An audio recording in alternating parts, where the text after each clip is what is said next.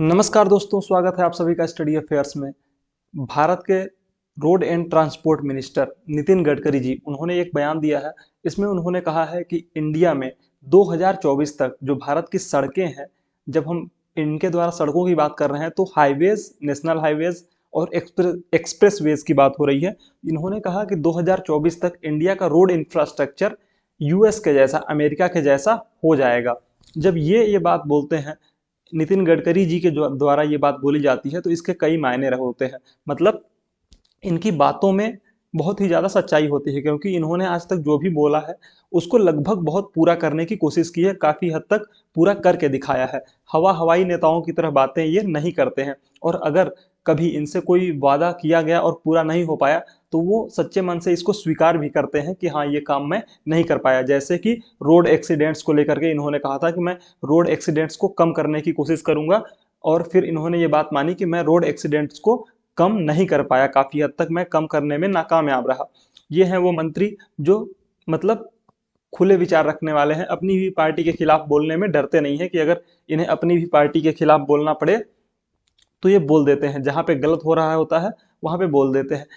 इनकी बात थोड़ी सी ज़्यादा और मायने इसलिए रखती है क्योंकि हाल ही में NHAI, इनकी जो मिनिस्ट्री है, national highway authority of India, इसने एक वर्ल्ड रिकॉर्ड बनाया है 5 दिनों में 75 किलोमीटर का हाईवे निर्माण करके।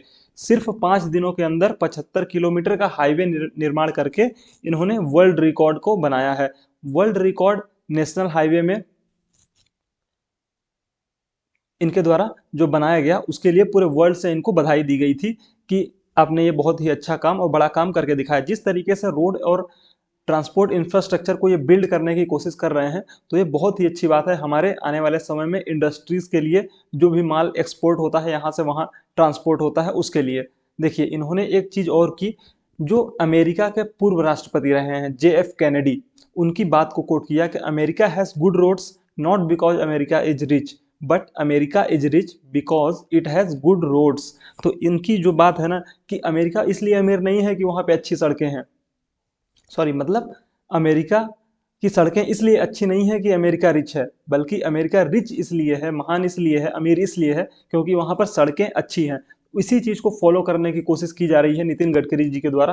पिछले जब से इन 2014 से बीजेपी की गवर्नमेंट आई है, उसके बाद से रोड और ट्रांसपोर्ट इंफ्रास्ट्रक्चर को लेकर के, खासकर रोड इंफ्रास्ट्रक्चर जिसमें हाईवेज और एक्सप्रेसवेज की बात होती है, बहुत ही तेजी से काम किया गया है नितिन गडकरी जी के द्वारा।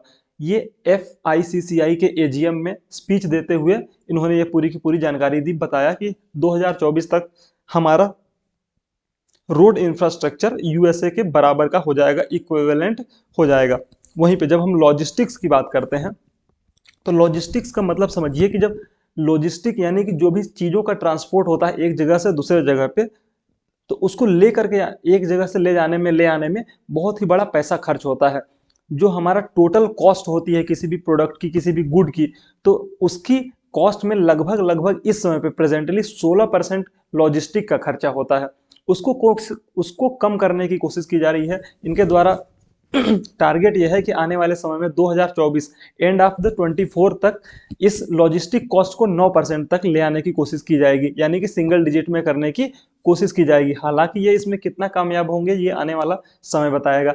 इसके लिए बीजेपी की गवर्नमेंट के द्वारा 17 सितंबर 2022, 17 सितंबर 2022 को हमारे प्रधानमंत्री श्री नरेंद्र मोदी जी के द्वारा नेशनल लॉजिस्टिक पॉलिसी को लॉन्च किया गया था। बाकायदे नेशनल लॉजिस्टिक पॉलिसी सिर्फ और सिर्फ लॉजिस्टिक्स को कम करने के लिए, यानी कि जो लॉजिस्टिक्स पे हमारा खर्च होता है, सामान को एक जगह से दूसरे जगह पे ले जाने में जो हमारा खर्च होता है, उसको कम करने के प्रयास से ये नेशनल लॉजिस्टिक पॉलिसी बनाई गई है।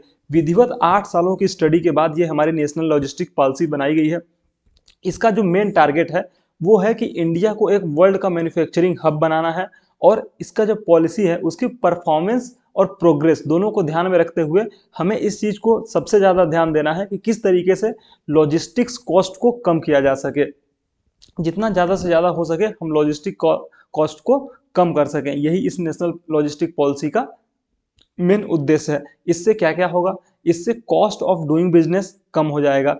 इंडिया का जो better integration with regional global value chain है वो बढ़ जाएगा, यानी कि हमारा काफी ज्यादा इंटीग्रेशन लोकल लेवल पे भी और ग्लोबल लेवल पे भी हो जाएगा। हम अपने जो माल है कोई भी, उसको बहुत तेजी से एक जगह से दूसरे जगह पे पहुंचा सकेंगे। Indian export will become globally competitive. हमारा जो एक्सपोर्ट होता है ना, एक्सपोर्ट में टाइम बहुत ज़्यादा मायने रखता है। आप अगर सामान को सही समय पे नहीं पहुंचा पा रहे हैं तो या तो उसकी डिमांड जिस जगह पे है वहां पे लेट माल पहुंचेगा, या फिर अगर खराब होने वाली चीज है तो वो खराब हो जाएगी। तो जो रोड्स का इंफ्रास्ट्रक्चर है वो बहुत ज्यादा मायने रखता है। अगर किसी सब्जी का उत्पादन किसी गांव में हो रहा है तो उसको शहरों में पहुंचाने के लिए अच्छी सड़कों का होना बहुत जरूरी है। और अगर एक शहर से दूसरे शहर में किसी भी माल को पहुंचाना है, यानी कि कोई भी चीज है जिसका उत्पादन जम्मू कश्मीर में हो रहा है और उसको लेकर के राजस्थान में जाना है, तो नेशनल हाईवेज और एक्सप्रेसवेज का होना बहुत जरूरी है। इसीलिए जो रोड एंड ट्रांसपोर्ट मिनिस्ट्री है बीजेपी की गवर्नमेंट में, या फिर whole as a government India की बात करें, तो काफी तेजी से इस पे काम हो रहा है ताकि हमारा जो माल है वो एक जगह से दूसरे जगह पे काफी तेजी से पहुंच सके। अगर हम रोड्स के निर्माण की बात करें तो इन्होंने टारगेट लेके चला है कि 12,000 किलोमीटर का रोड इनको इस साल बनाना है, दिस करेंट फाइनेंशियल ईयर में। साथ ही साथ इन्होंने प्रूव करके दिखाया है कि इनके अंदर ये क्षमता है और ये इस काम को कर सकते हैं। कैसे कि 2019-20 में इन्होंने 10,237 किलोमीटर का रोड निर्माण किया है हाईवेज का। वहीं पे 2020-21 में 13,327 किलोमीटर का और 2021-22 में 10,457 किलोमीटर का रोड इनके द्वारा निर्माण किया गया है। और इनका जो टारगेट है ना, ये विजन बहुत खतरनाक, मतलब इनका विजन बहुत ही दूर दृष्टि और बहुत बड़े बड़े टारगेट्स लेके चलने वाले ये व्यक्ति हैं। 60 किलोमीटर पर डे के हाईवे निर्माण का इनका लक्ष्य है। 60 किलोमीटर पर डे अगर हाईवे का निर्माण ये कर देते हैं तो ये एक बहुत ही बड़ी बात होगी हमारे देश के लिए और हमारे जो NHAI है यानी कि रोड एंड ट्रांसपोर्ट मिनिस्ट्री के लिए। अगर ये 60 किलोमीटर पर डे की स्पीड से रोड्स का निर्माण करते हैं, हाईवेज का निर्माण करते हैं, तो साल भर में 20,000 किलोमीटर, लगभग 20,000 किलोमीटर सड़कों का निर्माण इनके द्वारा किया जाएगा। हालांकि इस टारगेट को अचीव करना उतना आसान नहीं है, लेकिन नितिन गडकरी जैसे मंत्रियों के लिए कुछ भी मुश्किल नहीं है। गडकरी जी ने यह भी कहा कि इस पूरे के पूरे काम को, जो हमारा इंफ्रास्ट्रक्चर डेवलपमेंट का काम चल रहा है, उसमें लगभग 1.4 ट्रिलियन का इन्वेस्टमेंट हमें चाहिए होगा। इसके लिए ये विदेशों से भी कांटेक्ट कर रहे हैं कि जो भी फॉरेन कंट्रीज हैं वो भी अगर चाहें तो यहाँ पे आकर के हमारे यहाँ पे पैसे लगा सकती हैं रोड एंड ट्रांसपोर्ट के सेक्टर में। जो कैपिटल एक्सपेंडिचर है वो continuously the road sector will account for 19% of this capital expenditure over 2019 to 25। ये उनके द्वारा जानकारी निकल के आई है, पूरा बाकायदा बताया गया। अगर हम अपने यहाँ पे ट्रेवलिंग की बात करें तो हमारे यहाँ पे 70% ऑफ गुड्स जो होता है वो सिर्फ और सिर्फ रोड्स से, और 90% ऑफ पैसेंजर ट्रैफिक जो है वो रोड्स से या हमारे रोड नेटवर्क से ट्रेवल करता है। हमारे यहाँ पे रेलवेज का और जो वाटरवेज है उनका बहुत ही कम यूज होता है गुड्स और पैसेंजर्स के ट्रेवलिंग के लिए। सबसे ज़्यादा जो ट्रेवलिंग होती है वो रोड्स के थ्रू होती है, इसलिए रोड्स इंफ्रास्ट्रक्चर को इतना ज़्यादा बिल्ड करने की कोशिश की जा रही है।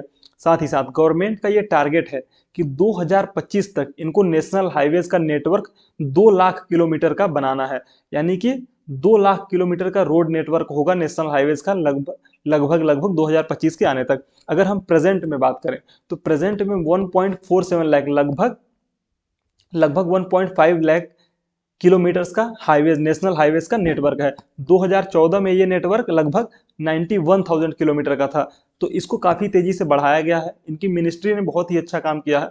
साथ ही साथ ये 27 नए ग्रीन फील्ड एक्सप्रेसवेज बनाने की कोशिश कर रहे हैं। ग्रीन फील्ड एक्सप्रेसवेज और ब्राउन फील्ड एक्सप्रेसवेज में क्या फ़र्क है, इसके बारे में हम थोड़ी सी बात कर लेते हैं। देखिए क्या है कि ग्रीन फील्ड एक्सप्रेसवेज वो एक्सप्रेसवेज हैं जो पूरी तरीके से एक बैरन लैंड पे, या बैरन लैंड कहें या फिर नई भूमि पे, जिसका पूरी तरीके से नया निर्माण होता है। और ब्राउन फील्ड एक्सप्रेसवेज वो होते हैं जहां पहले से सड़कें होती हैं उसको अपडेट करके एक एक्सप्रेसवे का रूप दिया जाता है और नया रूप दिया जाता है।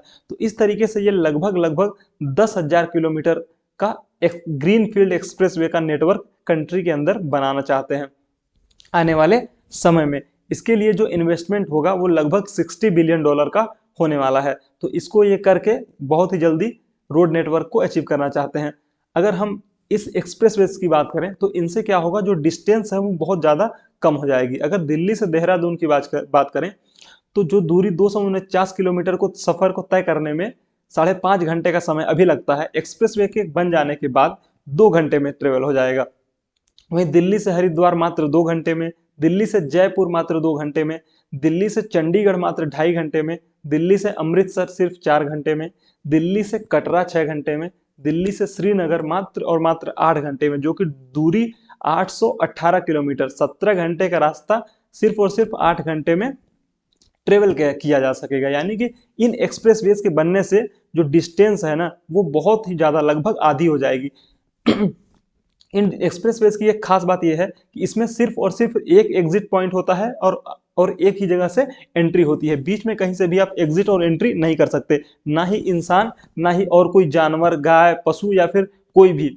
तो इसमें आप जहां से एंट्री करेंगे और जहां से एग्जिट करेंगे उसके बीच में आप फुल स्पीड में अपनी गाड़ी को ड्राइव कर सकते हैं। इसलिए डिस्टेंस काफ़ी ज़्यादा कम हो जाती है और एक्सीडेंट के चांसेस बहुत ही कम हो जाते हैं। इन रोड्स का निर्माण बहुत ही ज़्यादा सेफ्टी फीचर्स को ध्यान में रखते हुए किया जाता है। मोस्ट ऑफ द टाइम ये रोड्स सीधे स्ट्रेट लाइन में होंगी, यानी कि इनकी दूरी को ज़्यादा से ज़्यादा कम करने की कोशिश की गई है। जो भी हमारे अभी रोड का नेटवर्क है उसमें बहुत ज़्यादा मोड़ होते हैं, लेकिन एक्सप्रेस हाईवेज में मोड़ बहुत ही कम होंगे। साथ ही साथ ग्रीन हाइड्रोजन पे भी ये काम कर रहे हैं। इनका विजन बहुत दूर का है। देखिए क्या है ना, रोड्स का इंफ्रास्ट्रक्चर बेहतर होगा, इन्हें मालूम है कि गाड़ियां ज़्यादा चलने वाली हैं, 4 व्हीलर्स, 6 व्हीलर्स, 8 व्हीलर्स ज़्यादा चलने वाली हैं। तो इससे क्या होगा, हमें इम्पोर्ट ऑयल का, जो हम इम्पोर्ट करते हैं, बहुत ही बड़े मात्रा में हमारे यहाँ पे ऑयल का इम्पोर्ट होता है। तो उससे क्या होता है कि हमारा डॉलर हमारे कंट्री से निकल करके विदेश में जाता है, जिससे हमें ट्रेड का डेफिसिट होता है, ट्रेड का नुकसान होता है। तो इनका टारगेट ये है कि आने वाले समय में ग्रीन हाइड्रोजन को प्रोड्यूस करना है। 2030 तक 50 लाख टन का ग्रीन हाइड्रोजन प्रोड्यूस करने की बात इनके द्वारा की जा रही है। जो ग्रीन हाइड्रोजन है ना, ग्रीन हाइड्रोजन को एक तरीके से क्लीन एनर्जी का रूप दिया जाता है, क्योंकि इसमें CO2 का एमिशन नहीं होता है। CO2 का इमिशन नहीं होगा तो पोल्यूशन नहीं होगा, इसीलिए इसको क्लीन एनर्जी का नाम दिया जाता है। अगर हम ग्रीन हाइड्रोजन को एज ए फ्यूल बात करें तो इंडिया इसको एक एक्सेलेंट फ्यूल मानता है और इसके लिए बहुत से प्लान्स बनाए गए हैं। आने वाले समय में गवर्नमेंट ने 10 स्टेट्स को आइडेंटिफाई किया है वहाँ पे मैन्युफैक्चरिंग प्लांट्स लगाने के लिए ग्रीन हाइड्रोजन के। उसमें से राजस्थान, गुजरात, महाराष्ट्र, कर्नाटका, केरला, तमिलनाडु, आंध्र प्रदेश, ओडिशा, वेस्ट बंगाल और मध्य प्रदेश शामिल है। इन सभी स्टेट्स में इनकी गवर्नमेंट की प्लानिंग है कि मैन्युफैक्चरिंग प्लांट हाइड्रोजन को प्रोड्यूस करें, ग्रीन हाइड्रोजन को प्रोड्यूस करने के लिए लगाए जाएंगे। इससे क्या होगा कि ज़्यादा से ज़्यादा मात्रा में जो हम इंपोर्ट पे डिपेंडेंट है, हमारी इंपोर्ट डिपेंडेंसी कम हो जाएगी। इंपोर्ट डिपेंडेंसी कम होगी तो हमारा जो डॉलर बाहर जाता है वो कम हो जाएगा, हमारा ट्रेड डेफिसिट कम हो जाएगा। साथ ही साथ इंडिया जो है ना, India global compact 50% of the delivery of global goals is expected to come from the progress made in India. मतलब भारत की जो प्रोग्रेस है वो UN की प्रोग्रेस है। एक तरीके से इंडिया जो प्रोग्रेस कर रहा है उससे UN के भी प्रोग्रेस का पता चलता है। UN को जब प्रोग्रेस अपनी दिखानी होती है तो वो इंडिया को अपने में मतलब इंडिया के प्रोग्रेस को शामिल करता है। पॉवर्टी की बात हो, चाहे हंगर की बात हो, या फिर गुड हेल्थ की बात हो, क्वालिटी एजुकेशन की बात हो, ये सभी चीज़ें हैं जो सस्टेनेबल डेवलपमेंट गोल में आती हैं यूनाइटेड नेशंस की। तो उसके लिए भी वो इंडिया की हेल्प लेता है। इंडिया जिस तरीके से ड्रामेटिकली चेंज हो रहा है, यहाँ का सिचुएशन हो या फिर यहाँ का इंफ्रास्ट्रक्चर हो, तो उसके चेंज की वजह से जिस तरीके से हम make in India, made in India, आत्मनिर्भर भारत, इन सभी योजनाओं के तहत काम कर रहे हैं, तो UN के सस्टेनेबल डेवलपमेंट में भी एक बहुत बड़ा योगदान इंडिया दे रहा है। साथ ही साथ इतना ही नहीं, ये फ्लेक्स फ्यूल टेक्नोलॉजी पे भी काम कर रहे हैं। टोयोटा ने हाल ही में लॉन्च किया है अपना इंडिया का फर्स्ट फ्लेक्स फ्यूल कार, जो कि नितिन गडकरी जी के उपस्थिति में लॉन्च किया गया है। तो इस फ्लेक्स फ्यूल का मतलब क्या है, देखिए फ्लेक्स फ्यूल का मतलब ये है कि पेट्रोल में आप इथेनॉल की ब्लेंडिंग करके आप गाड़ी को चला सकते हैं। और अगर आप चाहें तो सिर्फ और सिर्फ इथेनॉल से भी या फिर सिर्फ और सिर्फ पेट्रोल से भी गाड़ी को चला सकते हैं।